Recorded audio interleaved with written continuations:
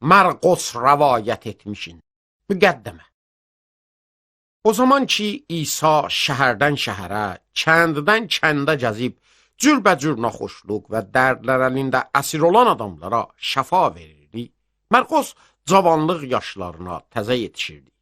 Lakin çox zaman çəkmədi ki, İsa'nın məşhur şagirdi Petrosla tanış olub, onunla bərabər İncilin xoş xəbərini yaymaq işinə məşğul oldu.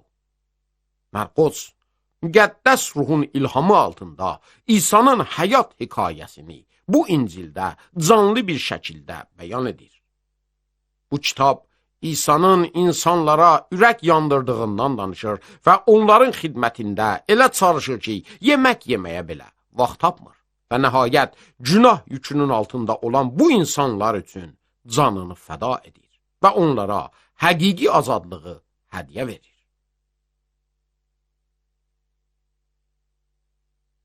Fəsil 1. Tanrının oğlu İsa Məsihin xoş xəbərinin başlanışı. Eşəya Peyğəmbərin kitabında yazılıb, bax, mən sənin qabağında öz elçimi göndərirəm ki, sənin yolunu hazırlasın.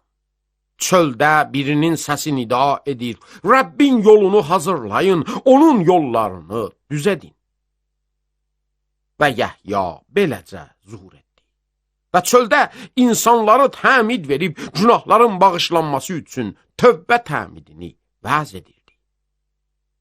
Orşəlimlilər və bütün Yəhudiyə vilayətində yaşayanlar onun yanına gəlirdilər və günahlarına etiraf edib, Ordon çayında ondan təmid alırdılar. Yəhya dəvə tükündən paltar geyinib, dəridən belinə qayış bağlamışdı və çəyirkə və çöl balı yeyirdi. O vəz edib deyirdi, məndən sonra məndən daha qüvvətli olan gəlir ki, mən əyilib onun ayaqqabının bağını da açmağa belə layiq deyiləm. Mən sizi su ilə təmid verdim, amma o sizi müqəddəs ruhla təmid verəcək. O günlərdə İsa Cəlilin Nasirə şəhərindən gəlib, Ordon çayında Yəhyadan təmid aldı və sudan çıxar-çıxmaz göyün yarıldığını və ruhun göyərçin şəklində onun üstünə endiyini gördü. Və göydən bir səs gəldi, sən mənim sevdiyim oğlumsan, səndən razıyam. Elə o anda müqəddəs ruh İsa'nı çölə apardı və o 40 gün orada qalıb şeytan tərəfindən vəsvəsə olunurdu. İsa orada vəhşi heyvanlarla qalırdı və mələklər də ona xidmət edirdilər. Yəhyanın tutulmasından sonra İsa cəllə gəldi və Tanrının xoş xəbərini vəz edib deyirdi, vaxt tamam olur, Tanrının padişahlığı yaxınlaşıb, tövbə edin və xoş xəbərə inanın. İsa Cəlil dəhənzinin qırağından keçən vaxt Şəmun və qardaşı Andriyası gördü. Onlar dəhənzə tor atırdılar, çünki balıq ovcusu idilər. Və onlara dedi, mənim dalınca gəlin, mən sizi insanlar ovçusu edərəm. Onlar da o anda torlarını buraxıb onun dalınca getdilər. Oradan biraz irəli getdikdə İsa, Zebedey oğlu Yaqub və qardaşı Yuhannanı gördü. Onlar qayıqda oturmuşdular və torlarını təmir edirdilər. İsa elə o saatda onları dəvət etdi. Onlar da ataları Zebedeyi işçilərlə qayıqda qoyub onun dalınca getdilər. Onlar Kəfərnauma gəldilər. Səbbət günü yetişəndə İsa kənisəyə girib təlim verməyə başladı. Onun təlimindən hamı heyran qalmışdı, çünki onlara din alimləri kimi yox, iqtidar sahibi kimi təlim verirdi. Kənisədə napaç ruh əlində tutulmuş bir adam var idi. Bu adam bağıra-bağıra dedi, Nasirəli İsa, bizdən nə istəyirsən? Aya bizi həlak etmək üçün gəlibsən? Sənin kim olduğunu bilirəm, sən Tanrının müqəddəsisən. Lakin İsa ona acıqlanıb dedi, sakit ol və ondan eşiyə çıx. O vaxt napaç ruh adamı şiddətlə əsdirdi və uca səslə çığırıb ondan eşiyə çıxdı. Hamı təəccübdən mat qalmışdı və bir-birlərindən soruşurdular, bu nədir? İqtidarlı təzə bir təlim. napaç ruhlara belə əmr edir və onlar ondan itaət edirlər. Və çox çəkmədi ki, İsa'nın şöhrəti Cəlilin bütün yerlərində yayıldı. Onlar kənisədən çıxan vaxt Yaqub və Yuhanna ilə Şəmun və Andriyasın evinə getdilər. Şəmunun qaynanası qızdırma içində yataqda idi. Onun halından anən İsa'nı xəbərdar etdilər. İsa o arvada yaxınlaşdı və onun əlindən tutub ayağa qaldırdı. Arvadın qızdırması kəsildi və onlara xidmət etməyə başladı. Axşam gün batan vaxt bütün naxoşlar və napaç ruhlar əlində tutulmuş insanları onun yanına gətirdilər. Şəhərin bütün xalqı qapıya yığılmışdı. İsa cürbəcür naxoşluqlara düçar olmuş bir çox insanı sağaltdı və bir çox napaç ruhları qovdu. O, napaç ruhların danışmağına icazə vermirdi, çünki onu tanıyırdılar. Səhər gün çıxmamış İsa qalxdı və evdən çıxıb sakit bir yerə getdi və orada dua edirdi. Şəmun və onunla olanlar onu axtarmağa çıxdılar və onu tapıb dedilər, hamı səni axtarır. İsa onlara dedi, gəlin ayrı yerlərə, bu yaxın qəsəbələrə də gedək ki, onlarda da vəz edim, çünki mən bunun üçün gəlmişəm. Və Cəlilin bütün yerlərində gəzirdi və onların kənisələrində vəz edib napaç ruhları qovurdu. Bir nəfər düzamlı İsa'nın yanına gəldi və onun qabağında diz çöküb yalvara-yalvara dedi, əgər istəyəsən, məni bu naxoşluqdan təmiz edə bilərsən. İsa'nın o adama rəhmi gəldi və əlini uzadıb onun üstünə qoydu və ona dedi, istəyirəm, təmiz ol. O anda cüzam bu adamı tərk etdi və o bu mərəzdən təmiz oldu. İsa ona ciddi tapşırıb anən onu mürəxxəs etdi və ona dedi, bax, heç kimə bir söz demə, ancaq get kahinə görün və təmizliyin üçün Musanın əmr etdiklərini təqdim et ki, onlara şəhadət olsun. Amma o adam çıxıb çox şeylər car çəkdi və olub keçənləri hər yerdə yaydı. Elə ki, İsa artıq heç bir şəhərə açıqca girə bilməyib, şəhərdən eşikdə, çöldə qalırdı. Amma adamlar hər tərəfdən onun yanına gəlirdilər. Fəsil 2. Bir neçə gün sonra İsa yenə Kəfərnauma gəldi və onun evdə olmasının xəbəri yayıldı və o qədər çox adam oraya yığıldı ki, qapı ağzında da belə yer qalmadı və İsa onlarla Tanrının kəlamından danışırdı. Bu arada bir iddə iflic adamı 4 nəfərin vəsiləsi ilə daşıyıb onun yanına gətirdilər. Amma adamların çoxluğundan ona yaxınlaşa bilmədilər. Onun üçün də İsa'nın olduğu evin damını söküb yardılar və iflic adamı yatağı ilə aşağı endirdilər. İsa onların imanını görəndə iflicə dedi, oğul, günahların bağışlandı. Amma alimlərdən bir neçəsi orada oturub ürəklərində düşünürdülər, bu adam nə üçün belə küfürlər danışır? Tanrıdan başqa kim günahları bağışlaya bilər?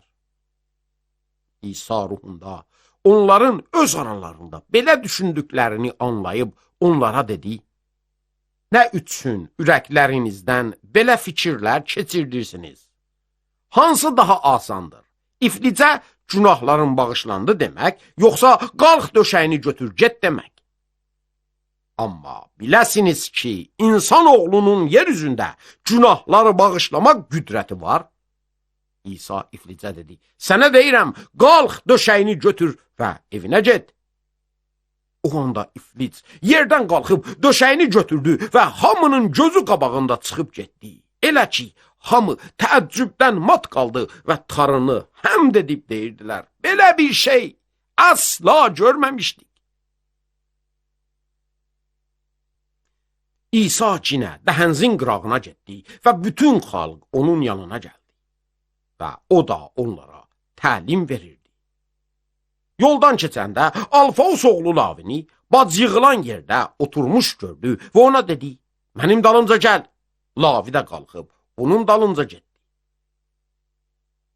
İsa Lavinin evində süfrə başında oturmuşdu.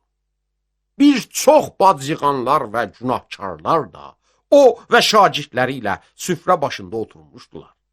Çünki çox adamlar onun dalınca gedirdilər. Fərisilərin alimləri İsa'nın günahkarlar və bacıqanlarla yemək yediyini görəndə onun şagirdlərinə dedilər, nə üçün o bacıqanlar və günahkarlarla yeyib içir? İsa bu sözü eşidən zaman onlara dedi, sağ adamlar yox, naxoşlar təbibə möhtacdırlar. Mən salih adamları yox, günahkar adamları dəvət etməyə gəlmişəm.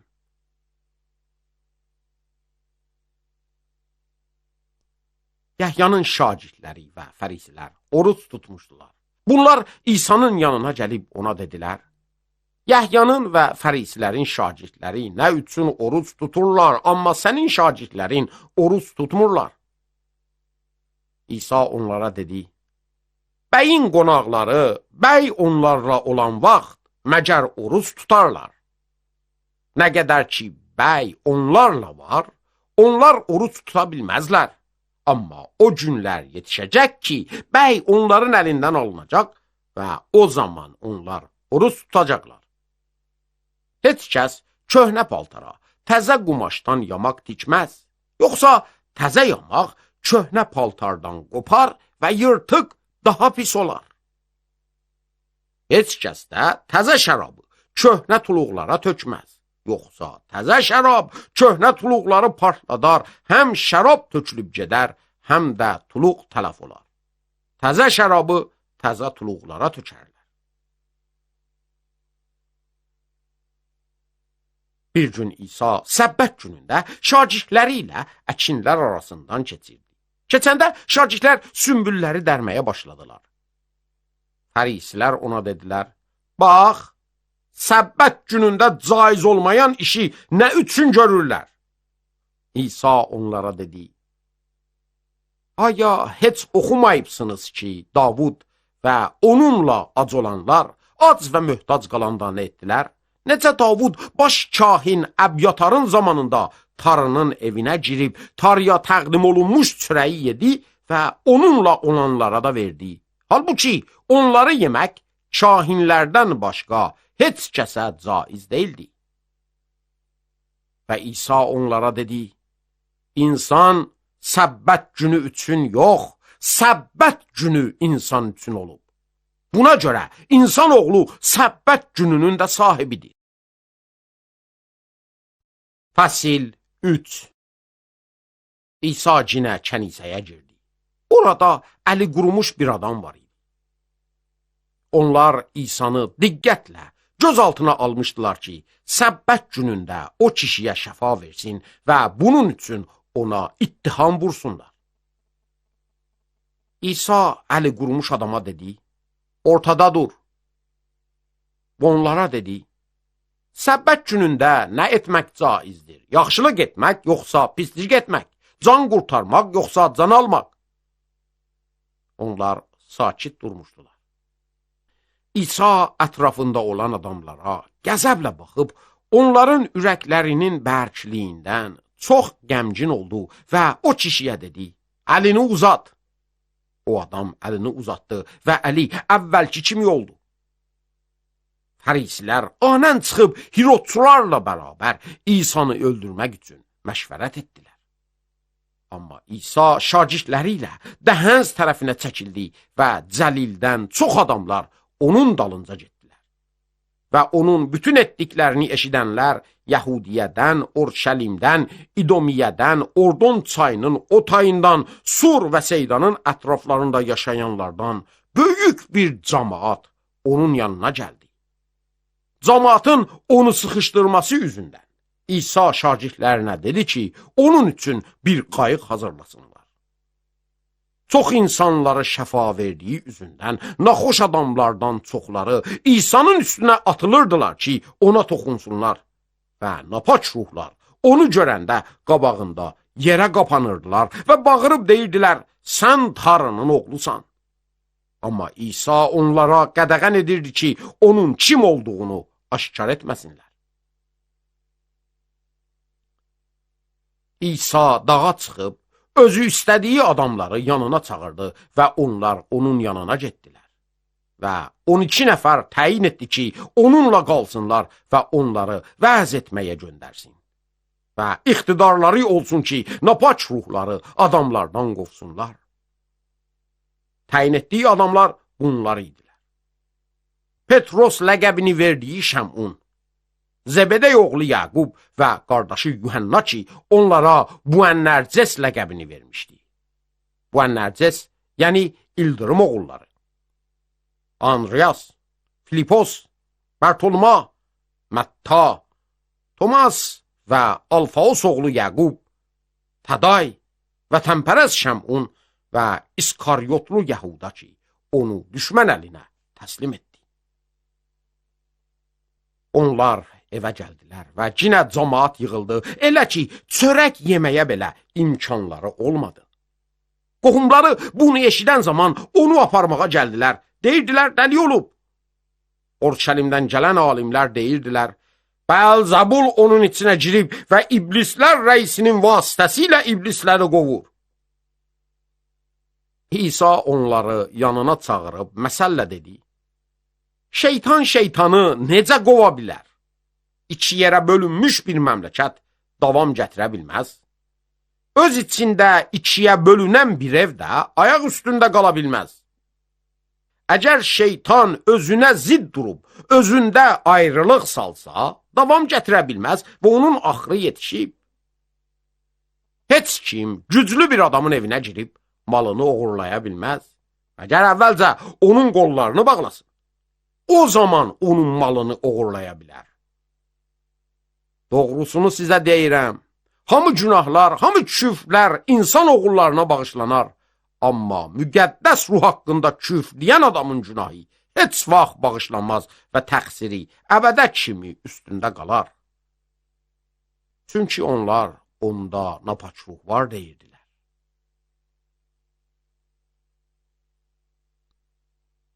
İsa'nın anası və qardaşları gəldilər və eşikdə durub İsa'nı çağırmaq üçün onun yanına adam göndərdilər. İsa'nın ətrafında oturan xalq ona dedilər, anam və qardaşların eşikdə durub səni axtarırlar. İsa onlara cavab verib dedi, anam və qardaşlarım kimlərdir? Və ətrafında oturanlara baxıb dedi, baxın, anam və qardaşlarım, hər kəs Tanrının istədiyini yerinə getirsə, qardaşım, bacım və anam odur.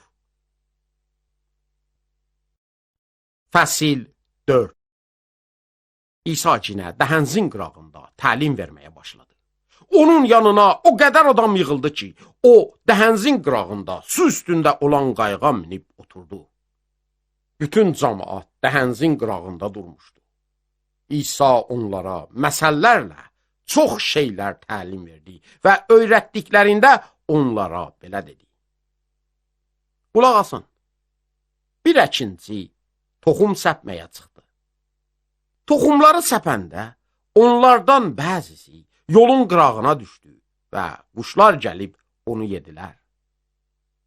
Bəzisi torpağı çox olmayan daşlığa düşüb tez bitdi, çünki torpağın dərinliyi yox idi. Gün çıxanda günəş onu yandırdı və kökü olmadığı üçün qurudu. Toxumlardan bəzisi tikanlar arasına düşdü və tikanlar bitib onu boğdular və səmərə vermədi. O biriləri bərəkətli torpağa düşüb bitdilər və böyüyüb bəzisi 1'ə 30, bəzisi 1'ə 60 və bəzisi də 1'ə 100 səmərə verdilər.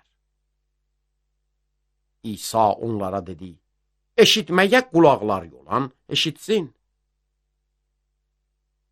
Tək olan zaman 12 şagird və onlarla ətrafında olan adamlar bu məsələ haqqında ondan sual soruşurdular.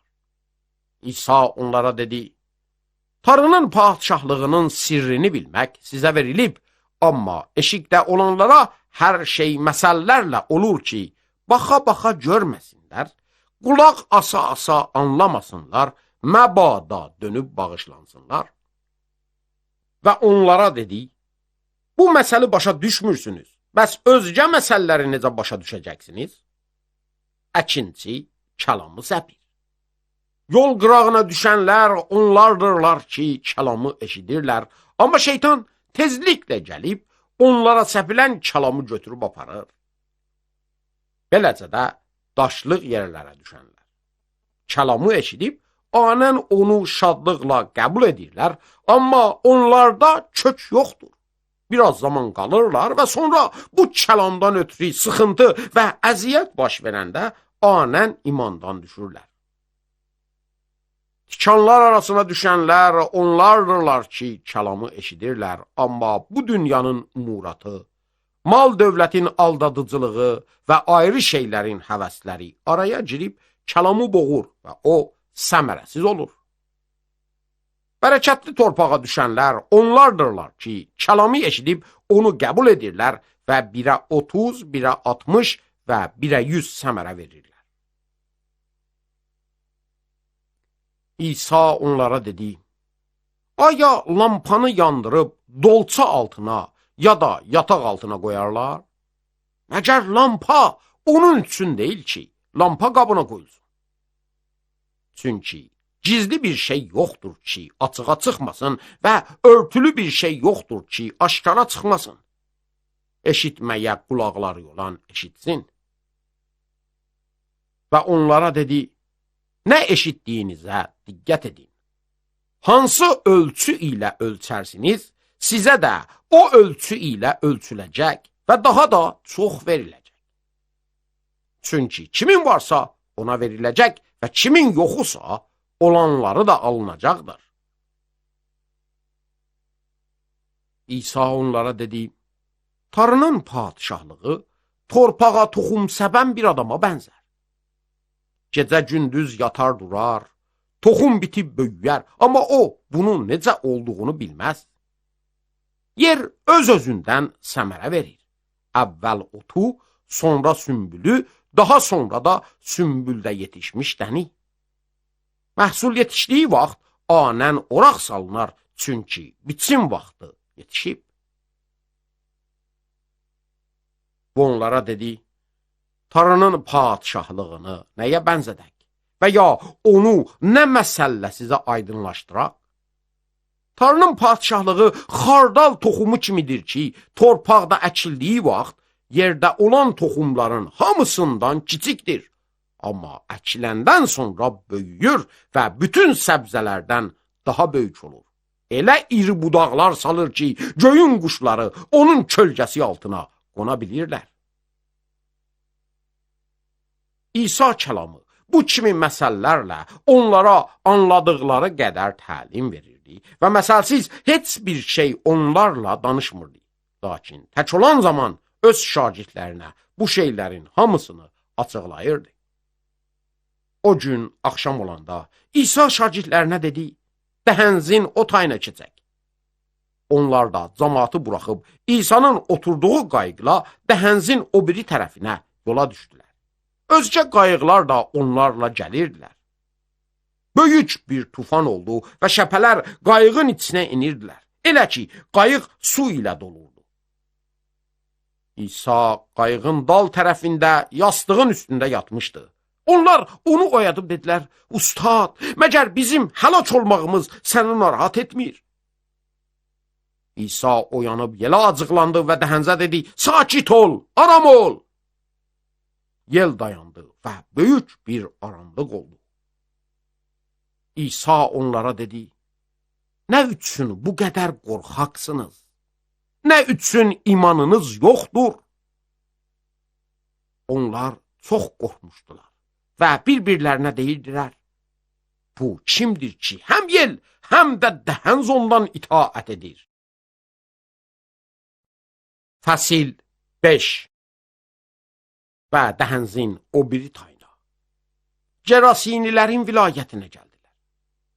Qayıqdan çıxan vaxt, napaç ruhu olan bir adam qəbristandan çıxıb İsa'ya rast gəldi. Bu adam qəbristanda yaşayırdı və artıq heç kim onu hətta zəncirlərlə belə bağlaya bilmirdi.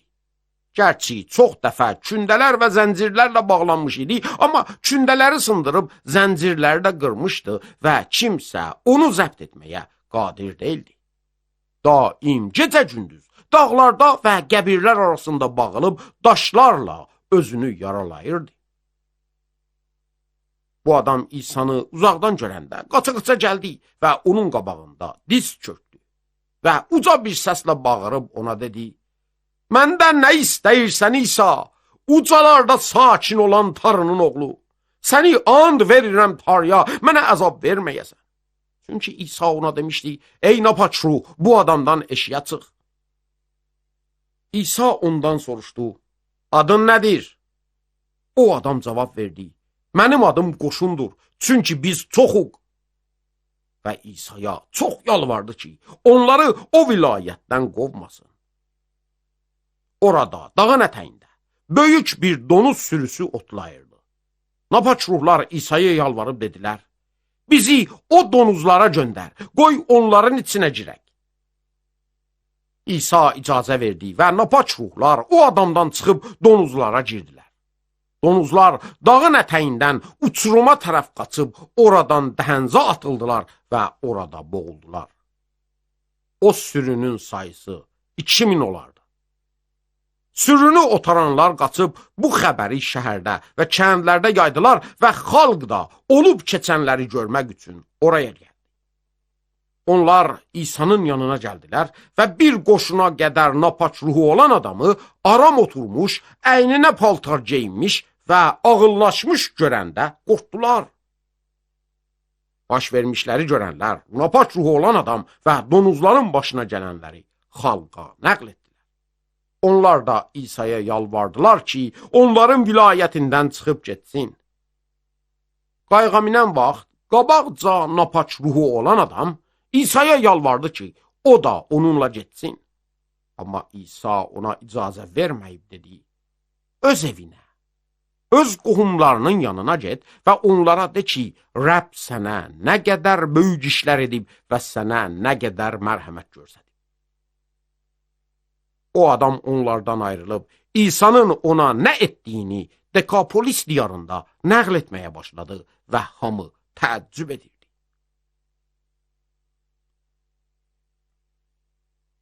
İsa qayıqla cinə dəhənzin o biri tayına keçəndə yanına böyük bir camaat yığıldı.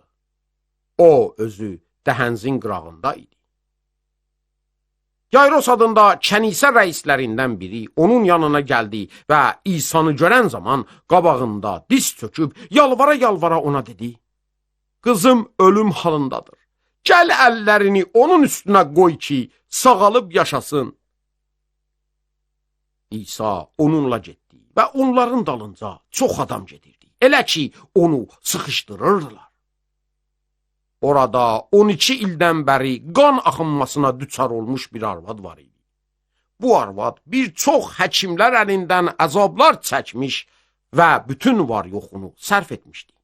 Amma heç fayda görməmişdi. Halı daha da pisləşmişdi.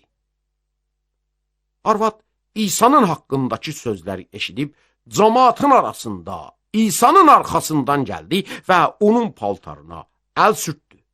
Çünki deyirdi: "Əgər əlim paltarına da dəysə belə, şəfa tapacağam." O anda qan axınması arvaddan kəsildi və o bəladan qurtardığını bədənində anladı. İsa anən özündən çıxan qüdrəti bildi və cemaata dönüb dedi: "Kim mənim paltarıma əl sürtdü?"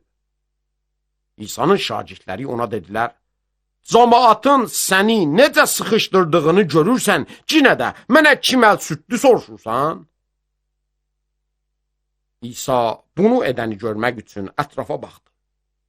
Arvad özünə nə olduğunu bilib qorxa-qorxa, titrəyə-titrəyə gəldi və onun ayaqlarına düşüb bütün həqiqəti İsa'ya dedi.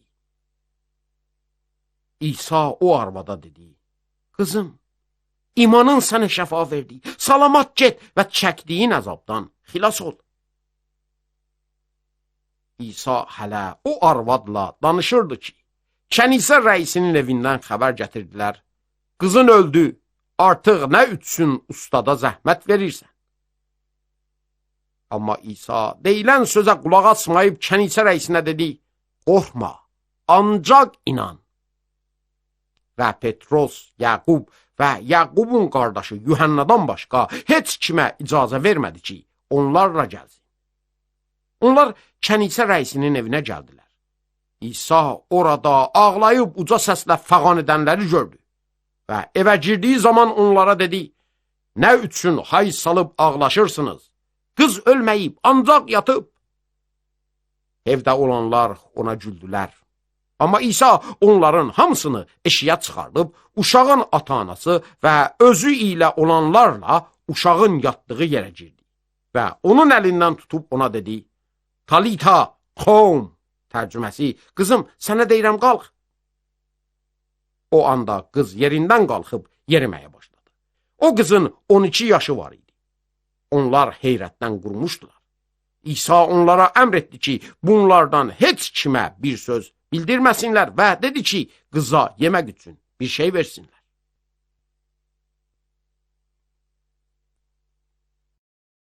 Fəsil 6. İsa oradan çıxıb öz vətəninə gəldi. Şagirdləri də onun dalınca getdilər. Səbbət günü yetişəndə kənisədə təlim verməyə başladı və eşidənlərdən çoxları heyrətdə qalıb deyirdilər, bu adama bu şeylər haradan verilib? Buna verilən bu hikmət nədir? Necə belə möcüzələr edir? Məgər bu adam o dülgər deyil, Məryəm oğlu Yaqub, Yosa, Yahuda və Şamunun qardaşı? Məgər onun bacıları burada aramızda deyirlər? Və ondan incidilər. İsa onlara dedi, heç peyğəmbər, heç yerdə hörmətsiz deyil, məgər öz vətənində, qohumları arasında və öz evində. Və orada heç bir möcüzə edə bilmədi, ancaq bir neçə naxoş adamın üstünə əllərini qoyub onlara şəfa verdi. Və o adamların imansızlığına təəccüb edirdi və ətrafdakı kəndləri gəzib onlarda təlim verirdi. İsa 12 şagirdi yanına çağırıb, onları cüt-cüt göndərməyə başladı və onlara napaç ruhları qovmağa iqtidar verdi. İsa onlara əmr etdi ki, yol üçün özləri ilə əl ağacından başqa heç bir şey götürməsinlər. Nə çörək, nə torba, nə də kəmərlərində pul.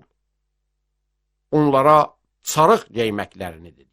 Həm də bir köynəkdən artıq geyməyin. İsa onlara dedi, hər yerdə hansı evə girirsiniz, oradan çıxana kimi orada qalın. Hər yerdə sizi qəbul etmədilər və ya sizə qulaq asmadılar, oradan çıxanda ayaqlarınızın altındakı tozu silkin ki, onlar üçün şəhadət olsun. Onlar gedib adamlar arasında onların tövbə etməklərini vəz etdilər. Çox napaç ruhları adamlardan qovdular və naxoş çox adamları yağla məsh edib onlara şəfa verdilər. İrod padişah da bu barədə eşitdi, çünki İsa'nın adı məşhur olmuşdu. Bəzilər deyirdilər, bu adam təmid verən Yahyadır ki, ölülərdən dirilib. Buna görə də ondan belə möcüzəli qüdrətlər görülür. Bəzilər də deyirdilər, o İlyadır. Lakin ayrı adamlar deyirdilər, qədim peyğəmbərlərdən biri kimi bir peyğəmbərdir. Amma Hirod bunu eşidən zaman dedi, bu başını kəsdirdiyim Yahyadır ki, ölülərdən dirilib. Çünki Hirod özü Yahyanın tutulmasına əmr edib onu zindana salmışdı. Bu işi qardaşı Filipin arvadı Hirodiyasdan ötürü etmişdi. Çünki Hirod onunla evlənmişdi və Yahya ona deyirdi, qardaşın arvadı ilə evlənmək sən üçün caiz deyil. Hirodiyas Yahyaya kim bağlayıb onu öldürmək istəyirdi. Lakin bunu edə bilmirdi. Çünki Hirod Yahyadan qorxurdu və onun salih və müqəddəs bir adam olduğunu bilirdi və onu qoruyurdu. Hirod Yahyanın sözünü eşidən zaman pərişan olurdu, amma yenə də onun sözlərinə şadlıqla qulaq asırdı. Münasib gün yetişdi. Hirod özünün doğum günü üçün əyanlarına, minbaşlarına və Cəlilin adlı-sanlı adamlarına ziyafət verirdi. Hirodyasın qızı içəri girib oynadı və bu Hirod və onun qonaqlarının xoşuna gəldi. Hirod qıza dedi, məndən nə istəyəsən sənə verəcəyəm. Və and içib qıza dedi, məndən nə istəyəsən sənə verəcəyəm, hətta padişahlığımın yarısını da belə. Qız da gedib anasından soruşdu, nə istəyim? Və anası ona dedi, təmid verən Yəhyanın başını. Qız o anda tələsik padişahın yanına gedib ona dedi, istəyirəm təmid verən Yəhyanın başını birisini içində bu saat mənə verəsən. Padişah çox pərt oldu. Lakin and içdiyi üçün və orada oturan qonaqlar üçün istəmədi ki, qızın istədiyini rədd etsin. Padişah anən cəllad göndərib əmr etdi ki, Yəhyanın başını gətirsinlər. Və cəllad da gedib zindanda Yəhyanın başını kəsdi. Və onu birisini içinə qoyub gətirdi və qıza verdi. Qız da Yəhyanın başını anasına verdi. Yəhyanın şagirdləri bunu eşidəndə gəlib onun cəsədini aldılar və qəbrə qoydular. Həvarilər İsa'nın yanına yığılıb, etdikləri və öyrətdikləri hər şeyi ona nəql etdilər. İsa onlara dedi, gəlin tək başımıza sakit bir yerə gedək və biraz dincəlin. Çünki gəlib gedən o qədər çox idi ki, yemək yeməyə belə məcalları yox idi. Onlar tək başlarına, qayıqla sakit bir yerə getdilər. Onların getdiklərini görən çox adam onları tanıdılar və bütün şəhərlərdən piyada oraya qaçıb, onlardan qabaq oraya çatdılar və onların yanına gəldilər. Qayıqdan enən vaxt İsa böyük bir cəmaət gördü və onlara yazığı gəldi. Çobansız bir qoyun sürüsü kimi idilər. İsa onlara çox şeyləri təlim verməyə başladı. Gündən çox keçmiş olduğu üçün şagirdləri İsa'nın yanına gəlib dedilər, bura çöllükdür, vaxta get. Bunları mürəxxəs et ki, yaxındakı kəndlərə və qəsəbələrə gedib, özləri üçün yemək alsınlar.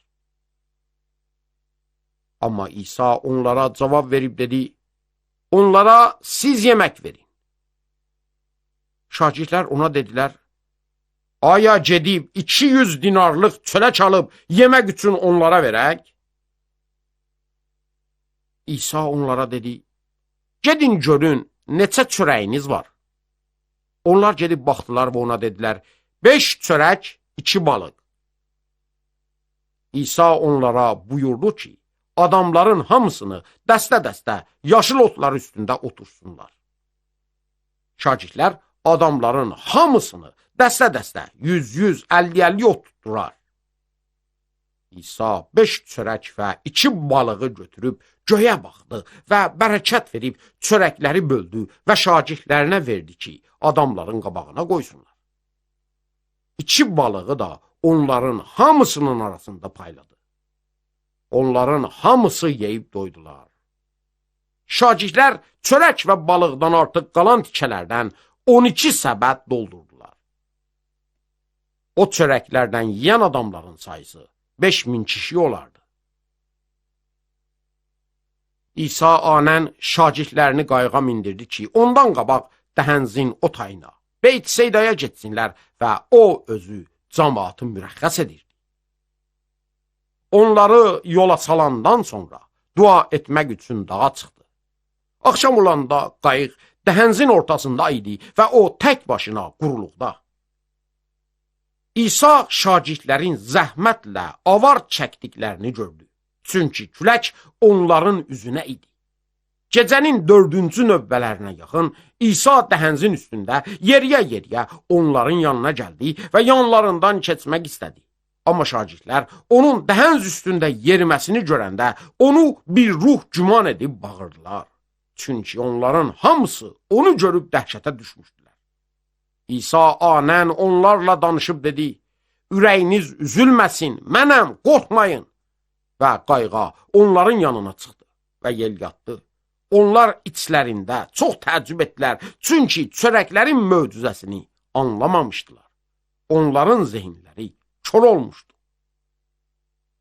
Onlar Dəhənzin o tayına keçib Cenisarətə gəldilər və orada ləngər saldılar. Qayıqdan çıxanda xalq anən onu tanıdı. Onun harada olduğunu eşidənlər o vilayətin bütün yerlərindən qaçıb naxoşları yorğan döşəkləri ilə daşıdılar və onun yanına gətirməyə başladılar. Hər yerə ki girirdi, şəhərlərə, qəsəbələrə, kəndlərə, naxoşları meydanlara qoyurdular və paltarının ətəyinə toxunmaq üçün belə ona yalvarırdılar və ona toxunanların hamısı sağalırdı. Fəsil 7. Fərisilər və Urşəlimdən gələn bəzi alimlər İsa'nın yanına yığıldılar və onun şagirdlərindən bəzilərini gördülər ki, nəcis əllərlə, yəni yuyulmamış əllərlə çörək yeyirlər. Çünki fərisilər və bütün yəhudilər əcdadlarından qalmış adətə görə əllərini yaxşı yumayınca yemək yeməzlər və bazardan gələn vaxt qusl etməyincə yemək yeməzlər. Kasaların, çayniklərin və mis qabların yuyulması kimi özgə çox adətlər riayət edirlər. Fərisilər və alimlər İsa'dan soruşdular: Nə üçün sənin şagirdlərin əcdadlarımızın adətlərini riayət etməyib, nəcis əllərlə çörək yeyirlər? İsa onlara dedi: Eşəya Peyğəmbər nə yaxşı siz riyakar adamlar barəsində nəbliğ edib, necə ki yazılıb, bu xalq dodaqları ilə mənə hörmət edir, lakin ürəkləri məndən çox uzaqdır. Əbəs yerə mənə ibadət edirlər, insanın dediklərini mənim dediklərim yerində təlim verirlər. Siz Tanrının dediklərini buraxıb insanların adətlərini riayət edirsiniz. Və onlara dedi: Siz öz hədislərinizi riayət etmək üçün Tanrının əmrini nə gözəl atırsınız? Çünki Musa dedi: Ata və anana hörmət et, atasına ya da anasına yaman deyən adam gərək ölümə verilsin. Amma siz deyirsiniz: Əgər bir adam ata-anasına desə, məndən gözlədiyiniz kömək vəqfdir, yəni hədiyyə adında Tanrıya təqdim olub, artıq ata-anasına kömək etmək üçün ona icazə vermirsiniz.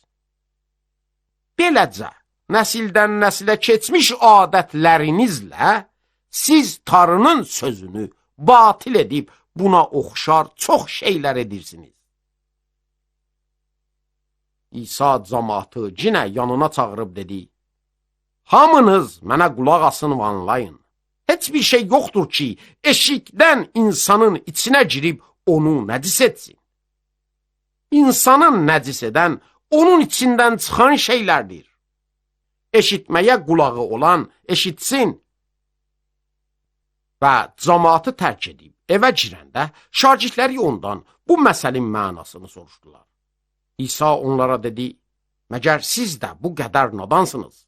Məgər anlamırsınız ki, heç şey eşikdən insanın içinə girib onu nəcis edə bilməz? Çünki ürəyinə yox, qarnına girir və oradan eşiyə çıxır. İsa bu sözlə bütün yeməkləri təmiz saydı və sözünə belə davam verdi: İnsanı nəcis edən insanın içindən çıxandır. Çünki içəridən, insanın ürəyindəndir ki, pis düşüncələr, iffətsizlik, oğurluq, cinayət, zina, tamahkarlıq, pislik, hilə, şəhvət, pis göz, küfr, qurur və səfehlik eşiyə çıxır. Bütün bu şeylər insanın içindən çıxıb onu nəcis edir. İsa oradan çıxıb Sur sərhədlərinə getdi və bir evə girib heç kəsin bilməsini istəmədi. Lakin gizli qala bilmədi. Bir arvad ki, kiçik yaşlı qızı napaç ruh əlində əsir idi, İsa'nın haqqında olan xəbərləri eşidib gəldi və onun ayaqlarına düşdü. Bu arvad Yəhudi deyildi, Suriyə Finigi irqindən idi. Arvad gəlib İsa'ya yalvardı ki, o napaç ruhu qızından eşiyə qovsun. İsa ona dedi, qoy əvvəl uşaqlar doysunlar. Çünki uşaqların çörəyini alıb itlərə atmaq yaxşı deyil. Arvad İsa'ya cavab verib dedi, bəli ya Rəbb, amma itlər də süfrə altında uşaqların qırıntılarından yərlər. İsa arvada dedi, bu sözü dediyin üçün get, o napaç ruh qızını buraxıb. Arvad evinə gedib napaç ruhu qızından çıxmış və qızını yatağı üstündə yatmış tapdı. İsa cinə Sur sərhədlərini tərk edib Seyda bölgəsindən Dekapolis diyarının ortasına Cəlil dəhənzinə gəldi. Kar və pəltək bir adamı onun yanına gətirdilər və ona yalvardılar ki, əlini onun üstünə qoysun. İsa onu xalqın yanından ayırıb bir yana çəkdi və barmaqlarını onun qulaqlarına qoydu və tüpürüb onun dilinə sürtdü. Və göyə baxıb ah çəkdi və ona dedi, Efvata, yəni açıl. O adamın qulaqları açıldı və dərhal dilinin düyünü açılıb düzgün danışmağa başladı. İsa onlara tapşırdı ki, heç kimə bu barədə bir şey deməsinlər. Amma nə qədər ciddi tapşırırdı, o qədər də çox yayırdılar. Və lap çox heyrətlənib deyirdilər, hər şeyi yaxşı edir. Həm karları eşitdirir, həm də dilsizləri danışdırır. Fəsil 8. O günlərdə cinə böyük bir cəmaat yığıldı və yemək üçün heç şeyləri yox idi. İsa şagirdlərini çağırıb onlara dedi, cəmaata yazığım gəlir, çünki 3 gündür yanımdadırlar və yemək üçün heç bir şeyləri yoxdur. Əgər onları evlərinə ac yola salam, yolda taqətdən düşərlər, çünki bəziləri uzaqdan gəliblər. Şagirdləri cavab verdilər, bu çöllükdə bu qədər adamı doyurmaq üçün kim haradan çörək tapa bilər? İsa onlardan soruşdu, neçə çörəyiniz var? Şagirdlər dedilər, 7 çörək. İsa cəmaata əmr etdi ki, yerə otursun. Və 7 çörəyi götürüb şükür etdi və bölüb şagirdlərinə verdi ki, cəmaat arasında paylasınlar. Onlar da payladılar. Onların bir neçə kiçik balığı da var. İsa onları da bərəkətləyib əmr etdi ki, cəmaat arasında paylasınlar. Cəmaat yeyib doydular və artıq qalan tikələrdən 7 zəmbil doldu. Onların sayısı 4000 olardı. İsa onları rəxəs etdi və şagirdləri ilə anən qayığa mindi və Dalmanuta diyarına gəldi. Fərislər çıxıb onunla mübahisə etməyə başladılar və onu imtihan etmək üçün göydən bir əlamət istədilər. İsa ürəkdən dərin ah çəkib dedi, bu nəsil nə üçün əlamət tələb edir? Doğrusunu sizə deyirəm, bu nəsilə heç bir əlamət verilməyəcək. Və onları tərk edib cinə qayığa mindi və dəhənzin o tayına keçdi. Onlar çörək götürməyi yaddan çıxartdılar və özləri ilə bir çörəkdən başqa heç bir şeyləri yox idi. İsa şagirdlərinə tapşırıb dedi, fərislərin mayasından və Hirodun mayasından uzaq qalın. Şagirdlər aralarında bəhs edib deyirdilər, çörəyimiz olmadığı üçün belə deyir.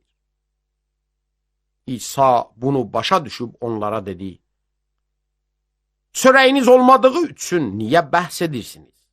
Hələ də başa düşməyibsiniz, hələ də anlamayıbsınız, ürəyiniz daşdır.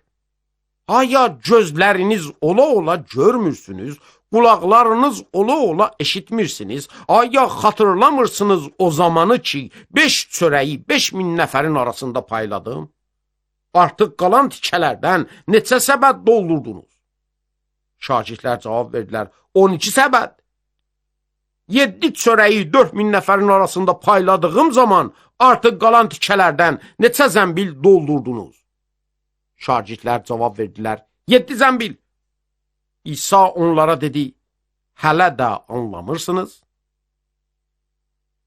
Onlar Beyt Seydaya gəldilər. kör bir adamı onun yanına gətirib İsa'ya yalvardılar ki, ona əl qoysun. İsa körün əlindən tutub onu kənddən eşiyə çıxartdı və gözlərinə tüpürüb əllərini onun üstünə qoydu və ondan soruşdu, bir şey görürsən? Kör adam yuxarı baxıb dedi, adamları görürəm, onları ağaclar kimi görürəm ki, yeriyirlər. O vaxt İsa əllərini cinə körün gözləri üstünə qoydu. Kör adam diqqətlə baxıb sağaldı və bütün şeyləri sərrast gördü. İsa onu evinə göndərib dedi, kəndə əsla girməyəsən. İsa şagirdləri ilə Filipi Qeysəriyyəsinin kəndləri tərəfinə yola düşdü. Yolda şagirdlərdən soruşub onlara dedi, xalq mənim kim olduğumu deyir. Şagirdlər cavab verdilər, təmid verən Yəhya, bəzi adamlar İlya və özgələri də peyğəmbərlərdən biri. İsa onların özündən soruşdu. Siz mənim kim olduğumu deyirsiniz? Petros ona cavab verib dedi, sən Məsihsən. İsa onlara ciddi tapşırdı ki, onun barəsində heç kimə bir şey deməsinlər. Və onlara təlim verməyə başladı ki, insan oğlu gərək çox əzab çəksin və ağsaqqallar, baş kahinlər və din alimləri tərəfindən rədd olunub öldürülsün və 3 gün sonra da dirilsin. İsa bu sözü onlara açıqca dedi.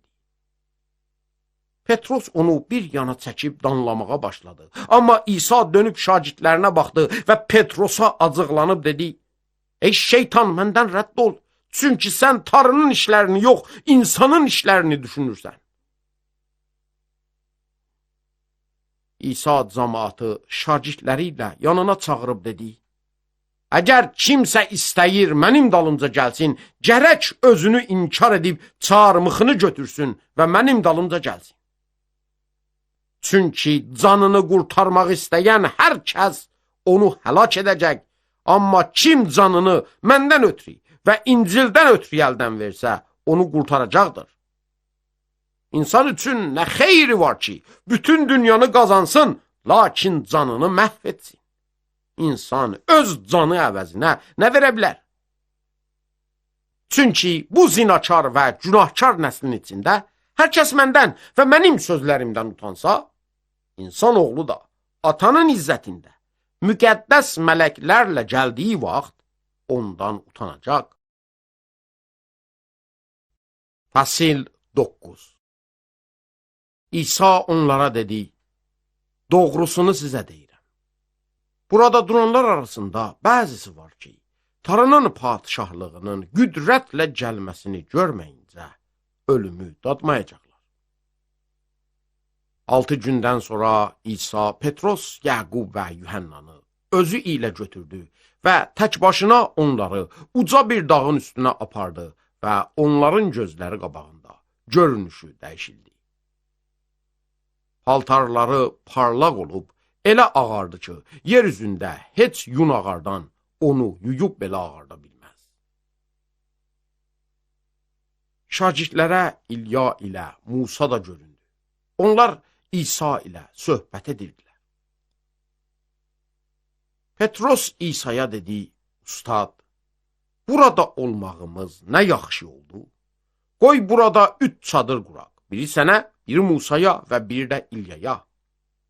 Onlar o qədər qorxmuşdular ki, Petros bilmirdi nə desin. Bu arada bir bulud gəlib onlara kölgə saldı və buluddan bir səs gəldi. Budur mənim əziz oğlum, ona qulaq asın. Şagirdlər birdən ətraflarına baxdılar, amma yanlarında İsa'dan başqa heç kimi görmədilər. Dağdan enəndə İsa şagirdlərinə tapşırdı ki, insan oğlunun ölülərdən dirilməyinəcək gördükləri barədə heç kimə bir şey deməsinlər. Onlar da İsa'nın bu sözünü yadlarında saxlayıb, ölülərdən dirilməyin nə olduğu barədə aralarında mübahisə edirdilər. Və ondan soruşdular, nə üçün din alimləri deyirlər ki, əvvəlcə İlya gəlməlidir. İsa onlara dedi, doğrudan da İlya əvvəlcə gəlib hər şeyi islah edəcək. İnsanoğlu haqqında nə yazılıb? Bu ki, o gərək əzab çəkib təhqir olunsun. Sizə deyirəm ki, İlya həqiqətən gəldi və nə istədiklərini ona etdilər, necə ki, onun barəsində yazılıb. Şagirdlərinin yanına qayıtdıqları zaman onların ətrafında böyük bir izdihamı gördülər və din alimləri şagirdlərlə mübahisə edirdilər. Camaat onu gördüyü zaman çox heyrət etdilər və onun tərəfinə qaçıb ona salam verdilər. İsa onlardan soruşdu, bunlarla nə mübahisə edirsiniz? Camaat arasından bir kişi cavab verdi, Ustad, oğlumu sənin yanına gətirmişəm, içində dilsiz bir ruh var. Uşağı harada tutsa onu yerə çırpır. Uşaq köpür, dişlərini qıcırdır və quruyub qalır. Şagirdlərindən istədim ki, bu ruhu ondan eşiyə qovsunlar, lakin edə bilmədilər. İsa onlara cavab verib dedi, ey imansız nəsil, nə vaxta kimi sizinlə olmalıyam, nə vaxta kimi sizi dözməliyəm, onu mənim yanıma gətirin. Onlar uşağı İsa'nın yanına gətirdilər. Ruh onu görər-görməz, uşağı şiddətlə əsdirib yerə çırpdı. Uşaq yerə yıxılıb, ağzı köpükləndi və diyərlənirdi. İsa uşağın atasından soruşdu, nə vaxtdan bəri onun başına bu iş gəlib? Uşağın atası dedi, uşaqlığından. Ruh uşağı həlak etmək üçün onu oda suya salır. Lakin əgər bir şey edə bilirsən, bizə yazığın gəlsin, bizə imdad et. İsa ona dedi, bir şey edə bilirsən, iman gətirən adama hər şey mümkündür. Uşağın atası o anda bağırıb dedi, iman gətirirəm, mənim imansızlığıma imdad et. İsa xalqın onun yanına qaça-qaça gəlməsini görəndə, o napaç ruha acıqlanıb dedi, ey kar və dilsiz ruh, sənə əmr edirəm, ondan eşiyə çıx və bir daha ona daxil olma. Ruh bağırdı və çox əzab verib ondan eşiyə çıxdı və uşaq ölü kimi yerdə qaldı. Elə ki, çox adam dedi, o öldü. Lakin İsa uşağın əlindən tutub onu qaldırdı və uşaq durub dayandı. İsa evə girəndən sonra şagirdləri ondan soruşdular, nə üçün biz onu çıxarda bilmədik? İsa onlara dedi, bu cins duadan başqa heç bir yolla çıxmaz. Oradan çıxıb Cəlil bölgəsindən keçdilər. İsa heç kəsin bilməsini istəmirdi, çünki şagirdlərinə təlim verib onlara dedi, İnsanoğlu insanların əlinə veriləcək və onlar onu öldürəcəklər və öldürülməsindən 3 gün sonra diriləcək. Lakin şagirdlər bu sözü anlamadılar və ondan soruşmağa da qorxdular. Onlar Kəfərnauma gəldilər. Evə girəndən sonra İsa onlardan soruşdu, yolda nə barədə mübahisə edirdiniz? Şagirdlərindən heç birindən səs çıxmadı. Çünki yolda hansının lap böyük olduğu barəsində mübahisə etmişdilər. İsa oturdu və o 12 şagirdi yanına çağırıb onlara dedi, birinci olmaq istəyən hər kəs gərək hamıdan axır olsun və hamıya xidmət etsin. Və kiçik bir uşağı alıb ortada durdurdu və onu qucaqlayıb onlara dedi, kim belə kiçik uşaqlardan birini mənim adımın xatirinə qəbul etsə, məni qəbul edir və məni qəbul edən hər kəs məni yox, məni göndərəni qəbul edir. Yuhanna İsa'ya dedi, Ustad, bir adam gördük ki, sənin adında napaç ruhları eşiyə qovurdu, amma sənə peyrəv deyil, onun üçün də onu bu işdən mən etdik. Amma İsa ona dedi, ona mane olmayın, heç kim yoxdur ki, mənim adımda möcüzə edib, sonrası da məni yamanlasın. Bizə zidd olmayan, bizim tərəfdarımızdır. Məsihin ki olduğunuz üçün kim sizə mənim adımın xatiri üçün bir bardaq su içirsə, doğrusunu sizə deyirəm. Onun əcri əsla aradan getməyəcək. Mənə iman gətirən bu uşaqlardan birini kim günaha batırsa, onun üçün daha yaxşıdır ki, boynuna dəyirman daşını bağlayıb dəhənzə atılsın. Əgər əlin səni günaha salır, onu kəs. Sənin üçün əlil həyata girmək, iki əllə cəhənnəmə, o sönməyən oda düşməkdən daha yaxşıdır. Oraya ki, onların qurdu ölməz, odu da sönməz. Əgər ayağın səni büdrədir, onu kəs, sənin üçün tək ayaqlı həyata girmək, iki ayaqlı cəhənnəmə düşməkdən daha yaxşıdır. Oraya ki, onların qurdu ölməz, odu da sönməz. Əgər gözün səni günaha batırır, onu çıxart, sənin üçün tək gözlü tarının padişahlığına girmək, iki gözlü cəhənnəmə düşməkdən daha yaxşıdır. Oraya ki, onların qurdu ölməz, odu da sönməz. Çünki hər kəs odla duzlanacaq. Duz yaxşı şeydir, lakin əgər duz duzsuz olsa, necə onu cinə duzlu etmək olar? İçinizdə duz olsun və aranızda barış. Fəsil 10. İsa oradan çıxıb Yəhudiyə bölgəsinə, Ordon çayının o tayına gəldi. Camaat cinə onun yanına yığıldı və o necə ki adət idi, cinə onlara təlim verdi. Fərisilər İsa'ya yaxınlaşıb, onu imtihan etmək üçün soruşdular. Aya kişiyə icazə verilib ki, arvadını boşasın? İsa cavab verib onlara dedi, Musa sizə nə əmr edib? Dedilər, kişiyə icazə verib ki, boşanma kağızı yazıb arvadını boşasın. İsa onlara dedi, daş ürəkli olduğunuz üçün Musa belə bir əmri sizə yazdı. Lakin xilqətin başlanışından Tanrı onları kişi və arvad yaratdı. Bu səbəbdən kişi ata-anasından ayrılacaq və arvadına yapışacaq və ikisi bir bədən olacaqlar. Elə ki, artıq iki bədən yox, bir bədən olacaqlar. Onun üçün Tanrının birləşdirdiyini insan ayırmasın. Evdə cinə şagirdlər bu barədə ondan sual soruşdular. İsa onlara dedi, hər kəs arvadını boşayıb, özgə bir arvadla evlənsə, arvadının haqqında zina edir. Arvad da əgər ərindən boşanıb, özgə bir kişi ilə evlənsə, zina edir. Və kiçik uşaqları İsa'nın yanına gətirdilər ki, onları məhs etsin. Lakin şagirdlər onlara acıqlandılar. İsa bunu görəndə qəzəblənib onlara dedi, qoyun uşaqlar yanıma gəlsinlər, onlara mane olmayın. Çünki Tanrının padişahlığı bunlar kimilərindir. Doğrusunu sizə deyirəm. Tanrının padişahlığını bir uşaq kimi qəbul etməyən ona girə bilməz. Və uşaqları qucağına alıb əllərini onların üstünə qoydu və onlara bərəkət verdi.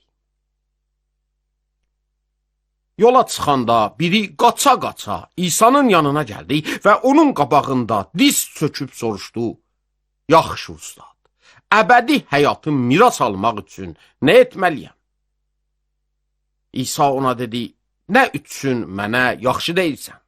Tanrıdan başqa heç kəs yaxşı deyil. Əhkamı bilirsən, qətl etmə, zina etmə, oğurlama, yalancı şahidlik etmə, heç kimi aldatma, ata və anana hörmət et. O adam İsa'ya dedi, Ustad, bunların hamısını uşaqlığımdan riayət etmişəm. İsa ona baxıb onu sevdi və ona dedi, sənin bir şeyin əskikdir, get nəyin varsa sat, möhtac adamlara payla, göydə sərvətin olacaq, sonra gəl mənə peyrəv ol. Amma o adam bu sözü eşidən vaxt pərişan oldu və qəmgin getdi, çünki çox mal dövləti var idi. İsa ətrafına baxıb şagirdlərinə dedi, Tanrının padişahlığına girmək varlı adamlar üçün nə qədər çətindir? Şagirdlər onun sözündən heyran qaldılar, amma İsa onlara yenə cavab verib dedi, Uşaqlar, tarının padişahlığına girmək nə qədər çətindir? Dəvənin iynə deşiyindən keçməsi varlı bir adamın tarının padişahlığına girməsindən daha asandır. Onlar daha çox təəccüb etdilər və ona dedilər, bəs kim nicat tapa bilər? İsa onlara baxıb dedi, İnsanlar üçün bu qeyri-mümkündür. Lakin tarı üçün yox, tarı üçün hər şey mümkündür. Petros ona dedi, biz hər şeyi atıb sənə peyrav olduq. İsa dedi, doğrusunu sizə deyirəm. Elə bir adam yoxdur ki, mənim üçün və İncilin xatiri üçün evini, qardaşlarını, bacılarını, anasını, atasını, uşaqlarını ya da zəmilərini atmış olsun və indi bu zamanda əziyyətlərlə 100 qat evlər, qardaşlar, bacılar, analar və atalar, uşaqlar və zəmilər gələcək zamanda da əbədi həyat almasın. Lakin birincilərin çoxları axırıncı və axırıncıların çoxları birinci olacaqlar. Onlar Orşəlimə gedən yolda irəli gedirdilər və İsa onların qabağında gedirdi. Şagirdlər heyran qalmışdılar və onun arxasından gedənlərə qorxu düşmüşdü. İsa cinə o 12 nəfərin yanına çağırıb başına nə gələcəyi barədə danışmağa başladı. Baxın, Orşəlimə gedirik və insanoğlu baş kahinlər və din alimləri əlinə veriləcək.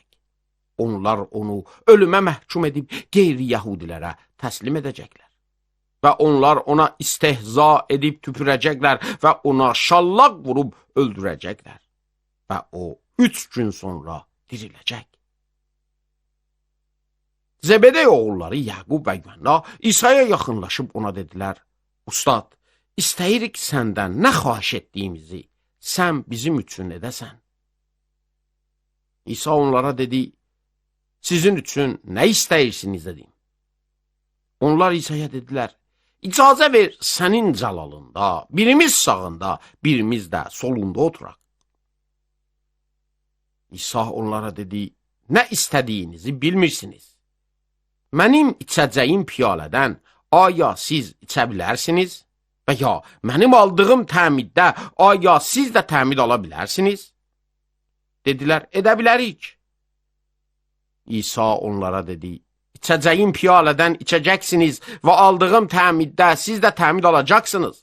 Lakin sağımda ya da solumda oturmağa icazə vermək mənim əlimdə deyil. Bu yerlər o adamlar üçündür ki, onlar üçün hazırlanıb.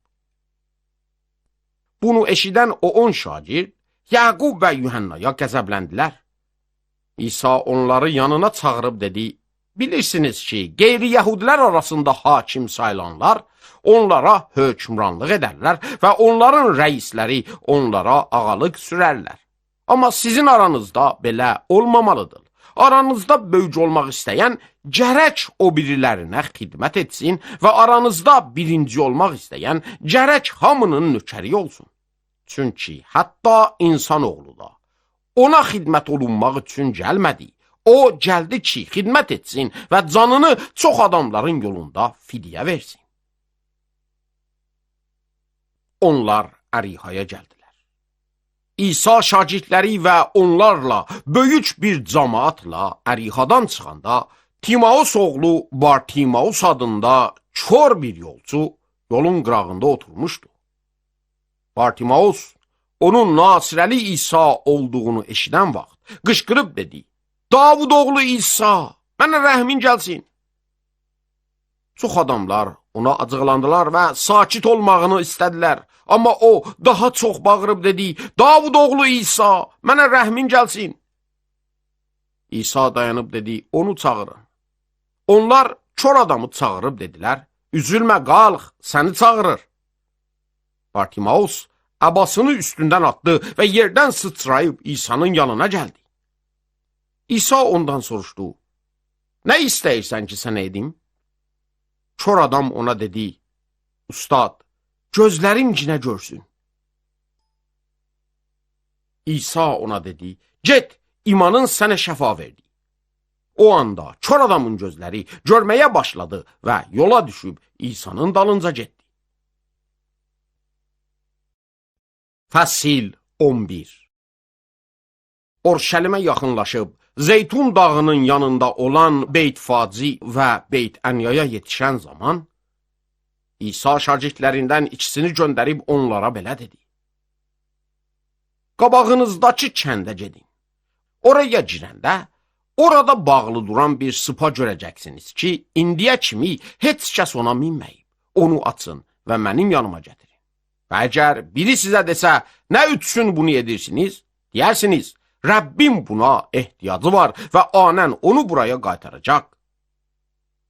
Onlar getdilər və küçədə qapının yanında bağlı bir sıpa tapıb onu açdılar. Orada duranlardan bəzisi dedi, nə edirsiniz? Bu sıpanı nə üçün açırsınız?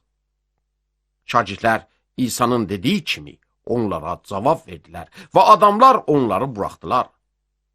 Sıpanı İsa'nın yanına gətirib paltarlarını onun üstünə saldılar və İsa ona mindi.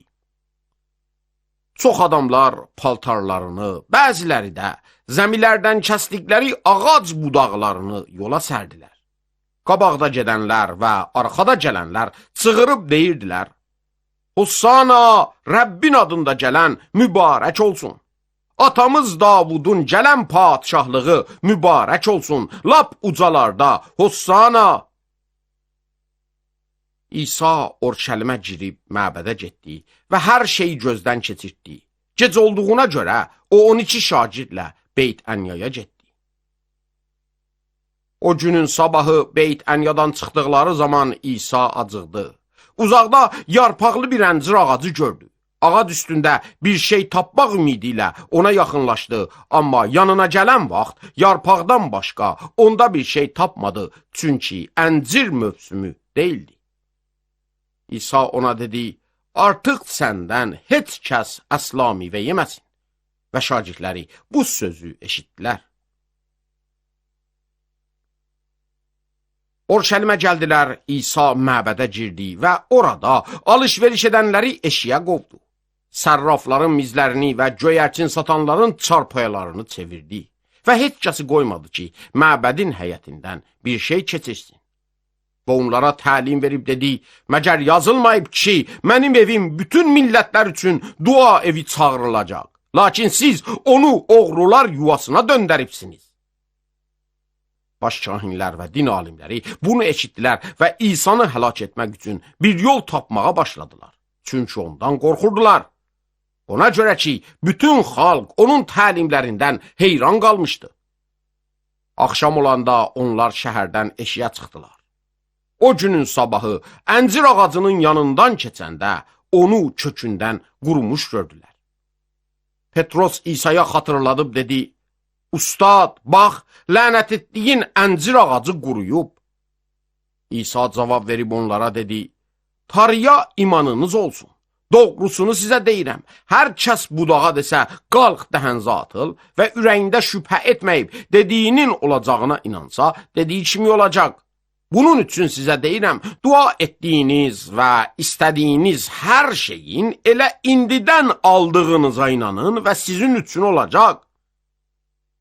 Duaya durduğunuz zaman, hər bir adamın ziddinə ürəyinizdən nə saxlayıbsınız, bağışlayın ki, göylərdə olan atanız da sizin təqsirlərinizi sizə bağışlasın. Əgər bağışlamayasınız, göylərdəki atanız da sizin təqsirlərinizi sizə bağışlamayacaq. Onlar cinə Orşəlimə gəldilər.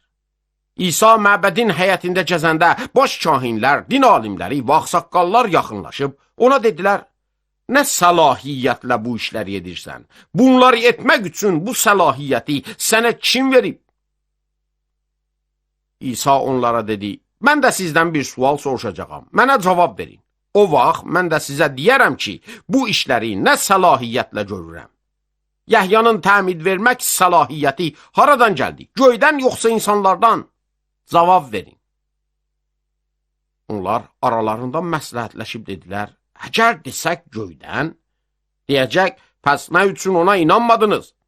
Lakin əgər desək insanlardan, Onlar xalqdan qorxdular.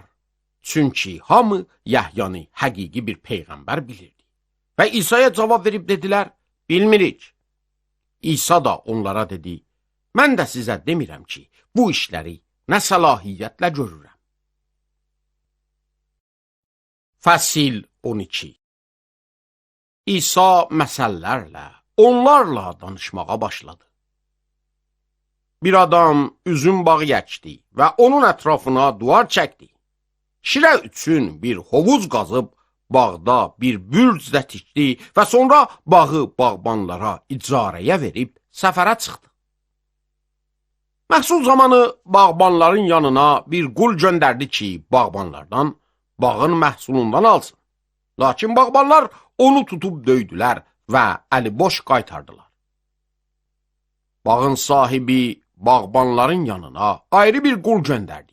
Amma onlar bu qulun başını yaralayıb təhqir etdilər. Bağ sahibi başqa birini də göndərdi, onu da öldürdülər. Daha bir çox qul göndərdi. Onların bəzisini döydülər, bəzisini də öldürdülər. Bağ sahibinin sevgili bir oğlu var idi. Oğluma hörmət edəcəklər deyib, axırda onu bağbanların yanına göndərdi. Lakin onlar bir-birlərinə dedilər, varis budur, gəlin bunu öldürək və miras bizə qalsın. Onu da tutub öldürdülər və bağdan eşiyə atdılar. İndi bağın sahibi onlara nə edəcək? Gələcək, bağbanları həlak edib, bağı özgə adamlara verəcək. Məgər bu yazını oxumayıbsınız ki, bənnaların rədd etdiyi daş, bina küncünün baş daşı oldu. Bu, Rəbbin işidir və gözlərimizin qabağında əcaib işdir. Onlar çalışdılar İsa'nı bir nəhvlə tutsunlar, çünki başa düşdülər ki, bu məsəli onların barəsində deyil. Lakin cəmaatdan qorxduqları üçün onu buraxıb getdilər. Sonra fərisilərdən və Hirodçulardan bəzilərini İsa'nın yanına göndərdilər ki, onun öz sözü ilə onu tora salsınlar. Onlar gəlib İsa'ya dedilər, Ustad, bilirik ki, sən həqiqət sevən bir adamsan və heç kəsdən başın yoxdur. Çünki adamlar arasında fərq qoymadan Tanrının yolunu öyrədirsən. Qeysərə bac vermək, aya caizdir ya xeyr, verək ya verməyək. İsa onların iki üzlüyünü bilib onlara dedi, məni nə üçün imtihan edirsiniz? Bir dinar gətirin görüm. Ona bir dinar gətirdilər. İsa onlara dedi, bu surət və bu yazı kimindir? Cavab verdilər, Qeysərin. İsa onlara dedi, Qeysərinkini Qeysərə və Tanrınkını Tanrıya verin. Onlar ona heyrətdən mat qaldılar. Ölümdən sonra dirilmə yoxdur deyən Saduqilər onun yanına gəlib soruşdular, Ustad, Musa bizə yazıb ki, əgər birinin qardaşı ölüb arvadı qalsa, lakin uşaqları olmasa, qardaşı onun arvadını alıb qardaşına nəsil yetişdirsin. 7 qardaş var idi. Birincisi arvad aldı, öldü. Amma özündən övlad qoymadı. İkinci qardaş o arvadı aldı və o da övladsız öldü. Üçüncüsü də belə. O 7 qardaşın heç birindən nəsil qalmadı. Hamıdan sonra arvad da öldü. Qiyamət günündə onlar diriləndə bu arvad hansının arvadı olacaq? Çünki onların 7'si də bu arvadla evləndi. İsa onlara dedi, sizin səhv etdiyinizin səbəbi də elə budur. Çünki nə müqəddəs kitabı anlayırsınız, nə də Tanrının qüdrətini. Elə deyil? Çünki ölülərdən dirilən vaxt nə evlənirlər, nə də ərə gedirlər. Ancaq göylərdəki mələklər kimi olurlar. Lakin ölülərdən dirilmə mətləbinə gəlincə, məgər Musanın kitabında alovlanan bota barədəki fəsildə oxumayıbsınız ki, Tanrı ona deyir, mən İbrahimin Tanrısı, İshağın Tanrısı və Yaqubun Tanrısıyam. O, ölülərin tarısı yox, dirilərin tarısıdır. Siz çox səhv edirsiniz. Din alimlərindən biri yaxınlaşıb, onların mübahisələrinə qulaq asdı və İsa'nın onlara yaxşı cavab verdiyini eşidəndə İsa'dan soruşdu, əmrlərin lap birincisi hansıdır? İsa cavab verdi, əmrlərin lap birincisi budur. Eşidək İsrail, Rəbb tarımız vahiddir və sən Rəbb tarını gərək bütün ürəyinlə, bütün canınla, bütün fikrinlə və bütün qüvvətinlə sevəsən. İkinci əmr budur. Sən gərək qonşunu da özün kimi sevəsən. Bunlardan böyük əmr yoxdur. Din alimi İsa'ya dedi, çox gözəl ustad, doğru dedin ki, tarı vahiddir və ona tay yoxdur. Və onu bütün ürəklə, bütün fəhmlə və bütün qüvvətlə sevmək və qonşunu da özün kimi sevmək bütün yandırma hədiyyələr və qurbanlardan əfzəldir. İsa onun ağıllı cavab verdiyini görəndə ona dedi, sən tarının padişahlığından uzaq deyilsən. Daha heç kim ondan bir şey soruşmağa cürət etmədi. İsa məbəddə təlim verib belə dedi. Din alimləri necə deyirlər ki, Məsih Davudun oğludur? Davud özü müqəddəs ruhdan ilham alıb dedi, Rəbb mənim Rəbbimə dedi, düşmənlərini ayaqlarının altına salanacaq sağında otur. Əgər Davud özü ona Rəbb deyir, bəs necə onun oğlu olur?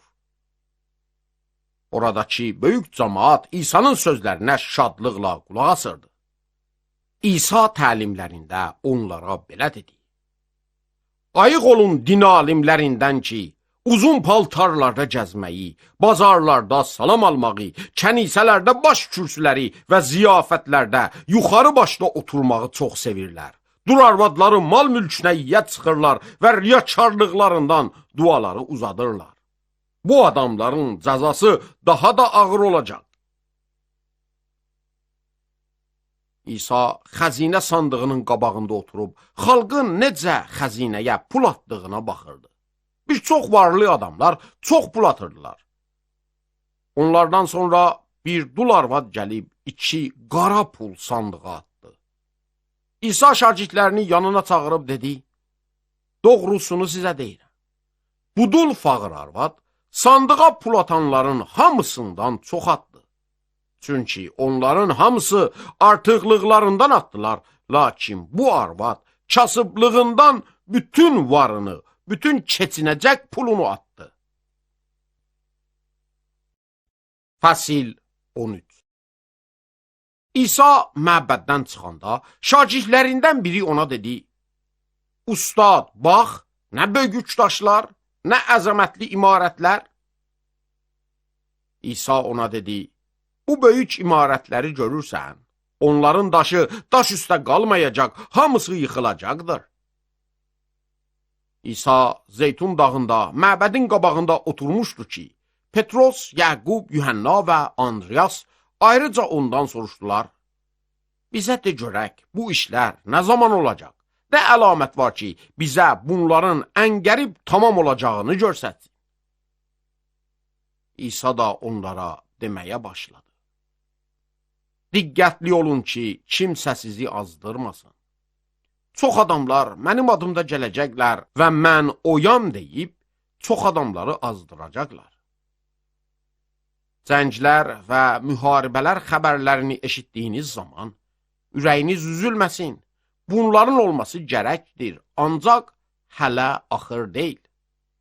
Çünki millət üstünə və məmləkət üstünə qalxacaq.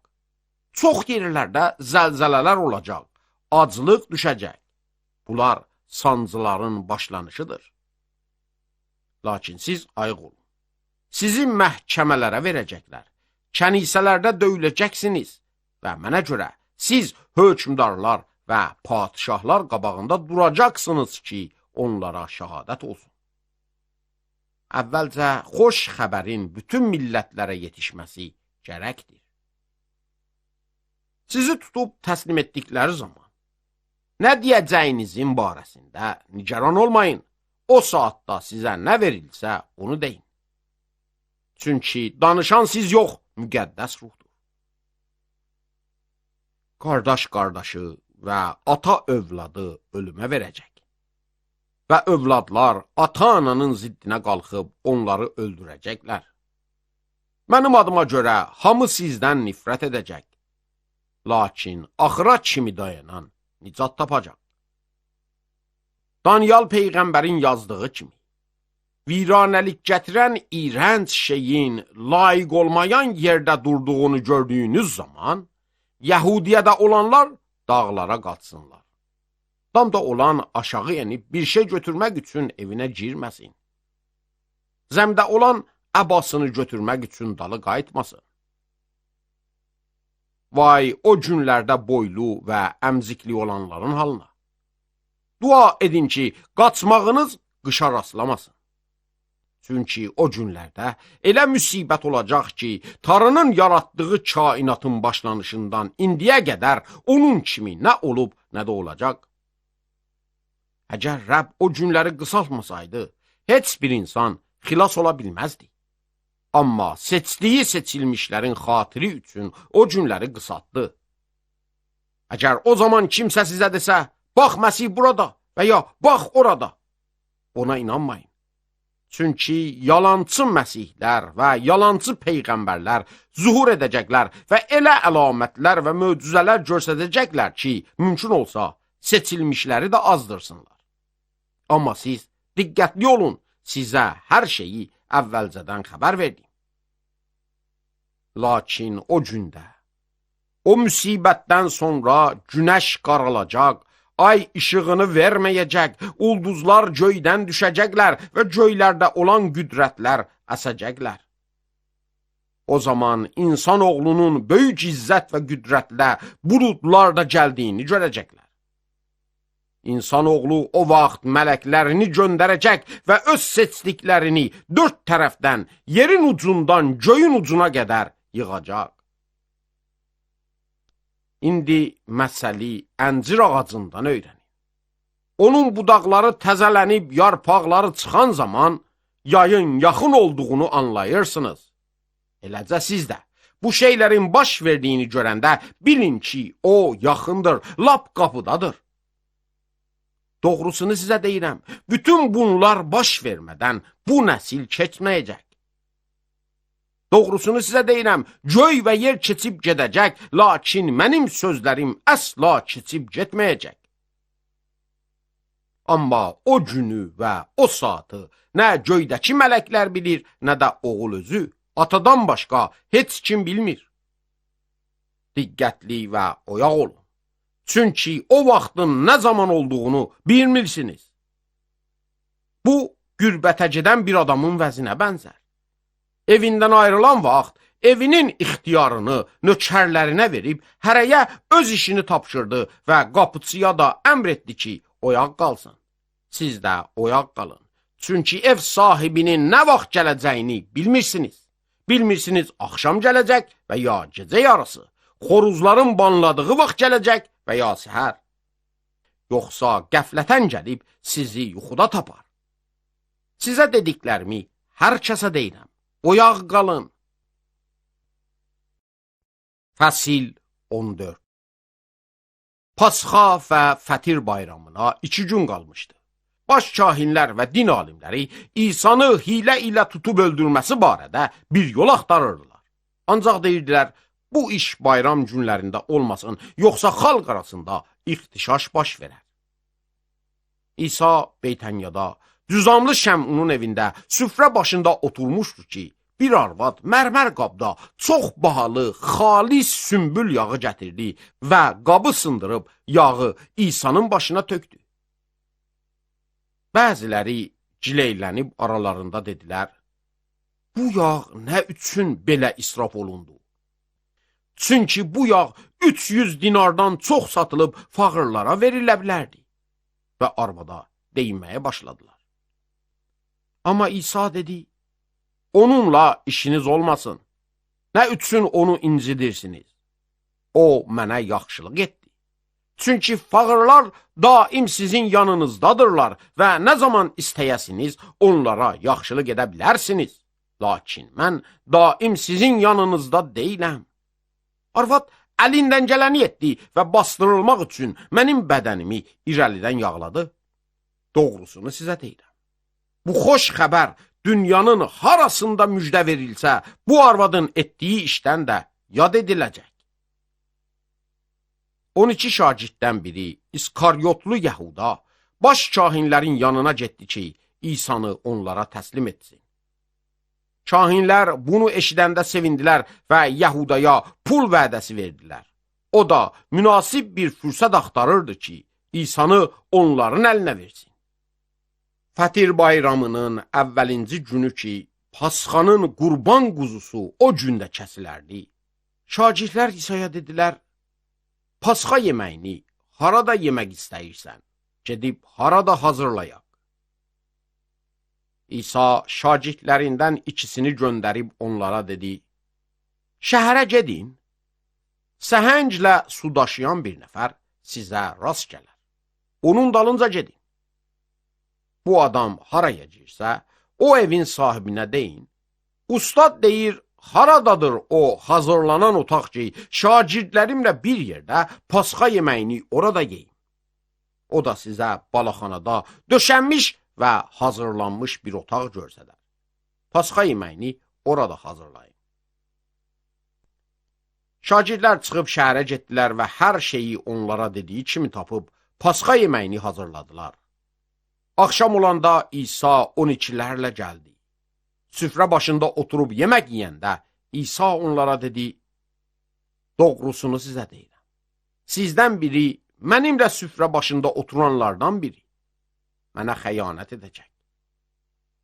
Şagirdlər pərt oldular və bir-bir ondan soruşdular, yəqin ki, mən deyiləm. İsa onlara dedi, o adam 12'lərdən biridir. O ki, əlini mənimlə uzadıb, çörəyini kasaya batırır. Çünki insanoğlu özü haqqında yazılmış olduğu kimi gedir. Lakin vay o adamın halına ki, insanoğlu onun əli ilə təslim olunur. O adam anadan olmasaydı, ona daha yaxşı olardı. Yemək yeyəndə İsa çörəyi götürüb şükür etdi və bölüb şagirdlərə verdi və onlara dedi, alın, bu mənim bədənimdir. Və bir piyalə götürdü və şükür edib onlara verdi və hamı ondan içdi. İsa onlara dedi, bu mənim qanımdır, əhdin qanı ki, çox adamlar yolunda töküləcək. Doğrusunu sizə deyirəm, üzüm məhsulundan artıq içməyəcəyəm o günə qədər kimi ki, Tanrının padişahlığında təzəsini içsin. Və onlar bir mahnı oxuyandan sonra Zeytun dağına getdilər. İsa onlara dedi, hamınız büdrəyib düşəcəksiniz. Çünki yazılıb, çobanı vuracağam və qoyunlar dağılacaqlar. Amma mən diriləndən sonra sizdən qabaq Zəlilə gedəcəyəm. Lakin Petros ona dedi, hamı büdrəyib düşsə də mən düşməyəcəyəm. İsa Petrosa dedi, doğrusunu deyirəm. Bugün elə bu gecə xoruz 2 dəfə banlamamış, sən məni 3 dəfə inkar edəcəksən. Amma Petros daha artıq təkid edib dedi, əgər səninlə birlikdə ölmək mənə lazım gəlsə belə, səni əsla inkar etmərəm. Ayrı şagirdlər də elə dedilər. Onlar Getsimani adında bir yerə gəldilər. İsa şagirdlərinə dedi, siz burada oturun elə ki, mən dua edim. Və Petros, Yaqub və Yuhannanı özü ilə götürdü. Dərin sıxıntı və ələm İsa'nın canına düşdü. Onlara dedi, canım ölüm dərəcəsində kədərlidir. Burada qalın və oyaq olun. Və özü biraz irəli gedib yerə düşdü və dua edirdi ki, əgər mümkündür, o saat ondan keçsin. Və deyirdi, Aba, ata, sənə hər şey mümkündür. Bu piyaləni məndən uzaqlaşdır. Lakin mənim istədiyim yox, sənin istədiyin olsun. İsa qayıdıb şagirdləri yuxuda tapdı və Petrosa dedi, Şəmun, yatıbsan, bir saat oyaq qala bilmədin. Oyaq qalıb dua edin ki, imtihana düşməyəsiniz. Doğrudan da ruh istəyir, lakin bədən zəifdir. Və cinə gedib dua etdi və həmən sözlər dedi. Və gəlib cinə də onları yuxulamış tapdı. Çünki gözləri ağırlaşmışdı və ona nə cavab verəcəklərini bilmirdilər. İsa üçüncü dəfə gəlib onlara dedi, hələ də yatıbsınız, hələ də istirahət edirsiniz. Artıq bəsdir, vaxt gəldi. Bax, insanoğlu günahkarların əlinə verilir. Durun gedək, baxın, mənə xəyanət edən yaxınlaşır. İsa bu sözləri deyən zaman 12-lərdən biri olan Yahuda və onunla birlikdə baş kahinlər, din alimləri və ağsaqqallar tərəfindən göndərilmiş böyük bir dəstə gəldi. Onlar qılınclar və dəyənəklərlə silahlanmışdılar. İsa'nı təslim edən onlarla qərarlaşıb demişdi, kimi öpsəm İsa odur. Onu tutun və ehtiyatla aparın. Yahuda gəldiyi anda İsa'ya yaxınlaşıb, ustad deyə onu öpdü. Onlar İsa'nı yaxalayıb tutdular. Lakin yanında duranlardan biri qılıncı çəkdi və baş kahinin qulunun qulağını vurub kəsdi. İsa onlara dedi, məni tutmaq üçün elə qılınclar və dəyənəklərlə gəlibsiniz ki, elə bil oğru tutursunuz. Mən hər gün məbəddə təlim verəndə yanınızda idim, amma məni tutmadınız. Lakin qoy yazılar yerinə yetişsin. Şagirdlərin hamısı İsa'nı qoyub qaçdılar. İsa'nın dalınca ancaq çılpaq bədənini kətan örtüyə sərimiş bir cavan gedirdi. Onlar onu da tutdular, lakin o kətan örtüyü buraxıb çılpaq qaçdı. İsa'nı baş kahinin yanına apardılar. Bütün baş kahinlər, ağsaqqallar və din alimləri oraya yığıldılar. Petros baş kahinin həyətinin içərisinə qədər uzaqdan İsa'nın dalınca getdi və orada mühafizlərlə od yanında oturub özünü qızışdırırdı. Bu vaxt baş kahinlər və bütün məclisdə olanlar İsa'nı öldürmək üçün onun ziddinə şəhadət axtarırdılar, lakin tapmırdılar. Gərçi bir çoxları onun ziddinə yalandan şəhadət verirdilər, amma bu şəhadətlər bir-birləri ilə rast gəlmirdi. Bəziləri qalxıb İsa'nın ziddinə yalandan şəhadət verib deyirdilər, biz eşitdik ki deyirdi, əllə tikilmiş bu məbədi yıxıb, əllə tikilməmiş özgə birini 3 gündə bina edərəm. Lakin onların şəhadətləri bir-birləri ilə rast gəlmirdi. Başkahin ortada ayağa qalxıb İsa'dan soruşdu. Heç cavab vermirsən. Bunların sənin ziddinə verdikləri şəhadət nədir? Amma İsa sukut edib onun sualına cavab vermədi. Başkahin cinə ondan soruşub dedi, aya sən mütəbarək Tanrının oğlu Məsihsən?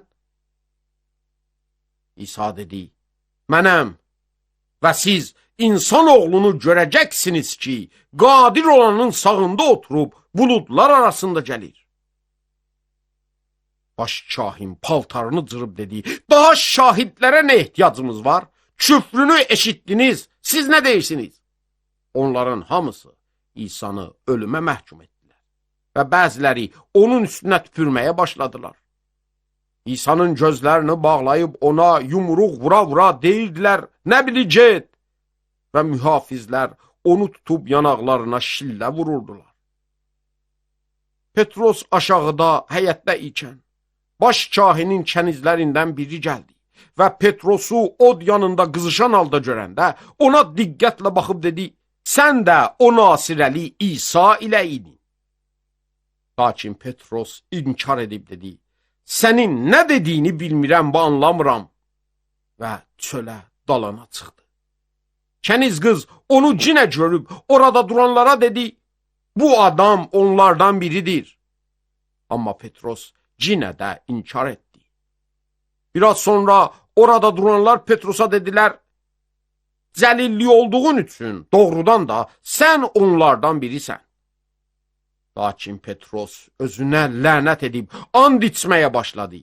Dediyiniz o adamı tanımıram. Və o anda xoruz ikinci dəfə banladı. Petros İsa'nın ona dediyi sözü xatırladı ki, xoruz 2 dəfə banlamamışdan sən 3 dəfə məni inkar edəcəksən. Və hönkür-hönkür ağlamağa başladı. Fəsil 15. Səhər tezdən baş şahinlər, ağsaqqallar, din alimləri və bütün Sənhedrin məsləhətləşdilər. Onlar İsa'nı bağlayıb apardılar və Pilata təslim etdilər. Pilat ondan soruşdu, aya Yahudilərin padişahı sənsən? İsa cavab verib ona dedi, dediyin kimidir? Baş şahinlər ona çox şeylərdə ittiham vurdular. Lakin Pilat yenə ondan soruşdu, sən heç cavab vermirsən, bax gör nə qədər sənin ziddinə şəhadət verirlər. Amma İsa hələ də cavab vermirdi. Elə ki, Pilat təəccüb etdi. Pilat hər bayramda ondan xahiş etdikləri məhbusu onlara əfv edərdi. Barabas adlı biri var idi ki, üsyan vaxtı adam öldürən üsyançılarla birlikdə zəncirə vurulmuşdu. Xalq gəlib Pilatdan onlarla hər zamanki kimi etməsini istədi. Pilat onlara cavab verib dedi, İstəyirsiniz sizin üçün Yahudilərin padişahını azad edim? Pilat bilirdi ki, baş kahinlər paxıllıqdan İsa'nı onun əlinə veriblər. Lakin baş kahinlər xalqı qızışdırdılar ki, onun əvəzinə Barabası azad etsin. O vaxt Pilat yenə onlardan soruşdu, bəs Yahudilərin padişahı çağırdığınız adama nə edim? Onlar təkrar çığırdılar, çarmıxa çək! Pilat onlara dedi, axı o nə pis iş görüb? Onlar daha çox bağırdılar, onu çarmıxa çək! Pilat xalqı razı etmək üçün Barabası azad etdi və İsa'ya şallaq vurdurandan sonra onu çarmıxa çəkilməyə verdi. Əskərlər İsa'nı sarayın içinə, Preterium deyilən yerə apardılar və focun hamısını bir yerə yığdılar. Ona qırmızı şinel geydirdilər və tikandan tac hörüb onun başına qoydular. Və ona salam verməyə başlayıb deyirdilər, salam ey Yahudilərin padişahı! Qamışla İsa'nın başına vururdular, üstünə tüpürürdülər və diz çöküb ona səcdə edirdilər. Əskərlər İsa'nı istehza edəndən sonra qırmızı şineli onun əynindən çıxardıb öz paltarını geydirdilər və onu çarmıxa çəkilmək üçün eşiyə çıxartdılar. Şəmun adında Kreneyli bir adam şəhərin eşiyindən gəlib oradan keçirdi. Şəmun İskəndər və Rufosun atasıdır. Əskərlər onu məcbur etdilər ki, İsa'nın çarmıxını daşısın. İsa'nı Colcota deyilən yerə gətirdilər. Tərcümə olunsa, o yerin adı kəllə yeri deməkdir. O vaxt ona morla qarışmış şərab verdilər. Lakin İsa içmədi. Onu çarmıxa çəkdilər və paltarını aralarında paylaşıb kimə nə çatması üçün püşk atdılar. Günün 3-cü saatında İsa'nı çarmıxa çəkdilər. Onun təqsiri başının üstündə yazılmış idi. Yahudilərin padişahı. Onunla 2 oğrunu da çarmıxa çəkdilər. Birini sağ tərəfində, o birini də sol tərəfində. Və beləcə müqəddəs kitabda yazıldığı söz yerinə yetişdi ki, deyir, mücrimlərlə sayıldı. Oradan keçənlər İsa'nı söyürdülər və başlarını tərpədib deyirdilər, hey, məbədi yıxıb 3 gündə tikən, özünü xilas et, çarmıxdan aşağı en. baş şahinlər və din alimləri də aralarında onu rişxənd edib deyirdilər: özgələri qurtardı, lakin özünü qurtara bilmir. İsrailin padişahı Məsih qoy indi çarmıqdan düşsün və biz görüb ona iman gətirək. İsa'nın yanında çarmıxa çəkinənlər də onu söyürdülər. Günün 6-cı saatı bütün yer üzünə qaranlıq düşdü və saat 9-a qədər davam etdi. 9-cu saatda İsa uca səslə bağırdı: İlahi, İlahi, lama səbəxtəni. Tərcüməsi: Tanrım, Tanrım, nə üçün məni tərk etdin? Orada duranlardan bəzisi bunu eşidəndə dedilər: baxın, İlyanı çağırır. Aralarından biri qaçıb bir süngəri sirkəyə batırdı və onu bir qamışın ucuna taxıb İsa'ya içirtdi və dedi: qoyun görək aya İlya onu endirməyə gəlir. Amma İsa uca səslə bağırıb can verdi. O anda məbədin pərdəsi yuxarıdan aşağıya qədər yırtılıb iki bölündü. İsa'nın qabağında duran yüzbaşı onun belə qışqırıb can verdiyini görəndə dedi: doğrudan da bu adam Tanrının oğlu idi. Orada baş verənlərə tamaşa edən bəzi arvadlar da var idi. Onların arasında Məcdəlli Məryəm, Yuseyin və kiçik Yaqubun anası Məryəm və Salumə də dayanmışdı. İsa Cəlildə ikən bu arvadlar onun dalınca gedib ona xidmət edirdilər. İsa ilə Orşəlimə gəlmiş bir çox arvad da olub keçənlərə tamaşa edirdilər. Artıq axşam olmuşdu. Hazırlıq günü, yəni səbbətdən bir gün qabaq, Armataylı Yusif gəldi və cəsarətini bir yerə yığıb Pilatın yanına getdi və İsa'nın cəsədini istədi. Yusif, Yahud məclisinin hörmətli üzvlərindən biri idi və Tanrının padişahlığını gözləyirdi. Pilat İsa'nın belə tez öldüyündən təəccüb etdi və yüzbaşının yanına çağırıb ondan soruşdu: çoxdan ölüb? Və yüzbaşıdan əhvalatı biləndən sonra İsa'nın cəsədini Yusifə bağışladı. Yusif də kətan satın aldı və İsa'nın bədənini çarmıqdan aşağı endirib kətana büktü. Onu qayada qazılmış bir qəbrə qoydu və qəbrin ağzına bir daş diyərlətdilər. Məcdəlli Məryəm və Yoseyin anası Məryəm onun haraya qoyulduğunu görürdülər. Fəsil 16. Səbbət günü keçəndən sonra Məcdəlli Məryəm, Yaqubun anası Məryəm və Salumə ətirlər satın aldılar ki, gedib İsa'nı ətirləsinlər. Və həftənin ilk günündə səhər çox erkən günəş doğan vaxt qəbrə gəldilər.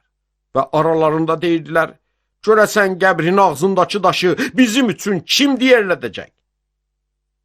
Lakin başlarını qaldırıb baxanda daşı bir yana diyərlənmiş gördülər. O daş çox böyük bir daş idi. Qəbrə girdilər və sağ tərəfdə ağ paltar geymiş bir cavanı oturmuş görəndə heyrət etdilər. Cavan onlara dedi: heyrət etməyin. Siz çarmıxa çəkilmiş Nasirəli İsa'nı axtarırsınız. O dirilib, burada deyil. Baxın, onun qoyduqları yer buradır. İndi onun şagirdlərinin və Petrosun yanına gedin və onlara deyin ki, o sizdən qabaq Cəlilə gedir.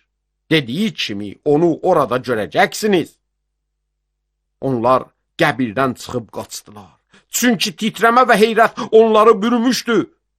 Qorxduqlarından heç kəsə bir şey demədilər. Həftənin ilk günü səhər erkən İsa diriləndən sonra əvvəlcə özünü Məcdəlli Məryəmə göstərdi. İsa Məryəmdən 7 napaç ruh qovmuşdu. Məryəm gedib İsa ilə onlara xəbər verdi. Onlar yas tutub ağlayırdılar. Lakin İsa'nın diri olub ona gördüyünü eşidəndə inanmadılar. Bu şeylərdən sonra İsa onlardan ikisinə ayrı bir surətdə kəndə gedən vaxt göründü.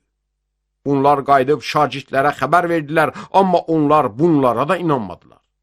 Və ondan sonra İsa özünü o 11 şagirdə onlar süfrə başında olanda zahir etdi və onları imansızlıqları və daşürəkli olduqları üçün danladı. Çünki onlar onun ölülərdən diriləndən sonra onu görənlərin sözlərinə inanmamışdılar. İsa onlara dedi: bütün dünyaya gedin və İncili bütün xalqa vəz edin. İman gətirib təmid olunan nicat tapacaq, lakin iman gətirməyən məhkum olacaqdır. Bu əlamətlər iman gətirənlərlə gedəcək. Mənim adımla napaç ruhları qovacaqlar, təzə dillərlə danışacaqlar, ilanları əlləri ilə tutacaqlar, öldürən zəhərdə içsələr onlara ziyan yetirməyəcək. Naxoşlar üstünə əllərini qoyacaqlar və onlar sağalacaqlar. Beləcə Rəbb İsa onlarla söhbət edəndən sonra göyə qalxdı və tarının sağında oturdu. Şagirdlər də gedib tarının sözünü hər yerdə yaydılar. Rəbb onlarla idi və kəlamı arxadan gələn əlamətlərlə təsdiq edir.